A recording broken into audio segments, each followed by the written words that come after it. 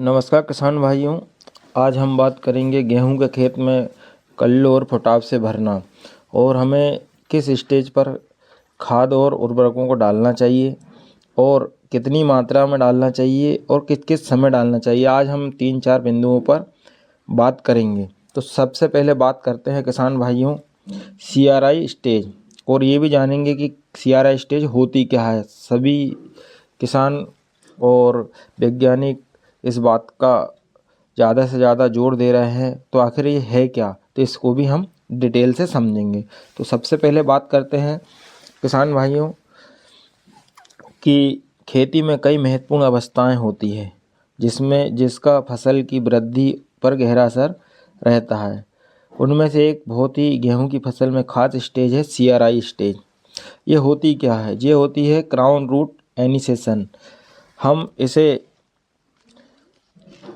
यह वह समय होता है जब गेहूं के पौधे की जड़ों का विकास होना शुरू होता है या शुरुआत होती है। पौधों की सामान्य वृद्धि और अच्छे विकास के लिए पौधे में पर्याप्त मात्रा में नमी होना चाहिए।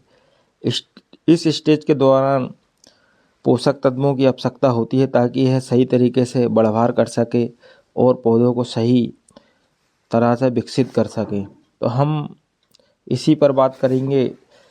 और अगर स्टेज पर पौधे पर्याप्त देखभाल ना हो, खाद ना मिले, तो इसके परिणाम जो है पौधों की जड़ और कल्लों का विकास ठीक से नहीं हो पाता है, जिसके बाद बाली का आकार छोटा हो जाता है और उत्पादन में भी कमी आती है। इस अवस्था में बुआई के समय खाद देने का जो असर है वो बाद में मिल सकता है, लेकिन यदि बुआई के समय खाद छूट गई है तो वो CRI स्टेज पे हम इन खादों का उपयोग करके फसल में की वृद्धि में सुधार कर सकते हैं।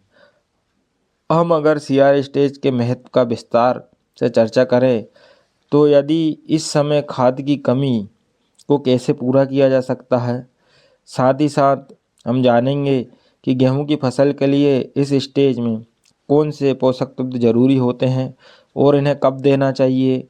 इन सभी बातों का हम डिटेल में बात करेंगे।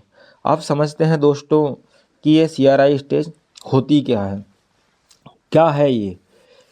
तो दोस्तों CRI स्टेज गेहूं की फसल में वह जीवन चक्र है जो एक महत्वपूर्ण चरण होता है।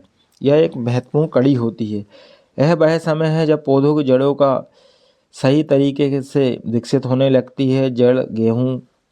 जड़ें गेहूं के पौधे के लिए एक नींव का काम करती है, क्योंकि यह जड़ें पानी और पोषक तत्वों की पूर्ति को पौधे में पूरा करती है। CRI स्टेज के दौरान यदि पौधे को पर्याप्त नमी और पोषक तत्व नहीं मिले तो जड़ों का विकास कमज़ोर हो जाता है और इससे पौधे की वृद्धि जो है वह रुक जाती है। इस स्टेज पर कल्लों का भी विकास होता है। बाद में गेहूं की बालियों में परिवर्तन हो जाते हैं। यदि इस समय कल्लों का सही विकास नहीं हो पाता है तो किसान भाइयों उत्पादन में काफ़ी कमी आती है और इसीलिए CRI स्टेज में पौधों को बड़ा ध्यान की आवश्यकता होती है। अगर अब बात करें दोस्तों नमी और पोषक तत्व कि ये नमी और पोषक तत्व क्या है, तो किसान भाइयों CRI स्टेज पे जब हमारी गेहूं की फसल रहती है उस समय नमी और पोषक तत्व का बहुत अधिक महत्व होता है। इस समय पौधों का अत्यधिक आवश्यकता होती है नमी की और पोषक तत्वों की, ताकि जो पौधों की जड़ है वो उचित विकास हो सके। सिंचाई के समय हम खेत में नमी बनाकर रखना है, लेकिन इसके साथ ही साथ खाद और पोषक तत्वों की आवश्यकता होती है। अगर पौधे में पर्याप्त मात्रा में नाइट्रोजन, फास्फोरस और पोटेशियम और साथ ही साथ सल्फर मिलते हैं तो पौधे का ठीक ढंग से विकास होता है। अगर इन चीज़ों की कमी रहती है तो हमारा पौधे का विकास सही से नहीं होता और इसका असर हमें प्रतिकूल पड़ता है। लेकिन उत्पादन की अगर हम बात करें तो कहीं ना कहीं दोस्तों बहुत ज़रूरी है, जैसे कि फास्फोरस जड़ों के विकास के लिए महत्वपूर्ण है। पोटेशियम पौधे की समग्र वृद्धि और स्वास्थ्य में सहायक होता है, इसीलिए फसल में पोटेशियम की कमी को पूरा हमें करना आवश्यक होता है। अगर हम सल्फर की बात करें, सल्फर की कमी से पौधे का हरा रंग हल्का पड़ जाता है, जिससे फसल में गुणवत्ता पर असर पड़ता है। इसीलिए पहली सिंचाई के दौरान आप सल्फर की मात्रा फसल में अवश्य डालें। और मैं हमारी हर वीडियो में बोलता हूँ सल्फर का गेहूँ की फसल में बहुत ज़्यादा महत्व है। अगर हम बात करें पहली सिंचाई की, तो पहली सिंचाई में हमें सल्फर का उपयोग करना है और इससे जो है हमारी फसल हरी भरी रहती है। किसान भाइयों, अगर हम खाद के प्रयोग की बात करें कि खाद का प्रयोग हम कैसे कर सकते हैं, किसान भाइयों, अगर हम गेहूं की फसल में CRI स्टेज पे खाद देने का सही मात्रा की बात करें तो बुआई के समय हमें DAP और पोटाश जो है 5 किलो एकड़ बुआई के समय देना चाहिए। नाइट्रोजन की पूर्ति हमें पानी पर करना है।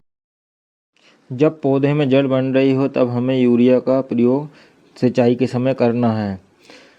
2 से 3 किलो एकड़ सल्फर हमें जिंक सल्फेट या मोनो हाइड्रेट 33% सीधे मिट्टी में मिलाना चाहिए, जिससे अच्छा रिजल्ट मिले। या फिर हमें 40 से 45 दिन के अंतराल के बाद स्प्रे करना चाहिए, जिससे हमें अच्छा रिजल्ट मिले। और ज़्यादा से ज़्यादा हमें जीवाश्म खादों का प्रयोग हमारी गेहूं की फसल में करना चाहिए। किसान भाइयों, अगर हम सिंचाई व्यवस्था की बात करें तो पहली सिंचाई CRI स्टेज यानी बुआई के 20 से 25 दिन बाद हमें करना चाहिए। दूसरी सिंचाई की बात करें तो हमें दूसरी सिंचाई दोस्तों 40 से 45 दिन पर करना चाहिए। तीसरी सिंचाई की बात करें दोस्तों, तीसरी सिंचाई में गांठ बनने की अवस्था पर 60 से 65 दिन पर करना चाहिए। और चौथी सिंचाई की बात करें तो हमें 80 से 85 दिनों में, जब हमारी फसल में फूल की अवस्था हो, तब हमें सिंचाई करना चाहिए। अगर इस हिसाब से हम सही मात्रा और सही तरीके से हमारी गेहूं की फसल की देखरेख करते हैं तो हमें दोस्तों निश्चित ही अच्छा उत्पादन मिलेगा। अगर वीडियो अच्छी लगी हो तो लाइक करें, शेयर करें और हमारे चैनल को सब्सक्राइब करें। धन्यवाद।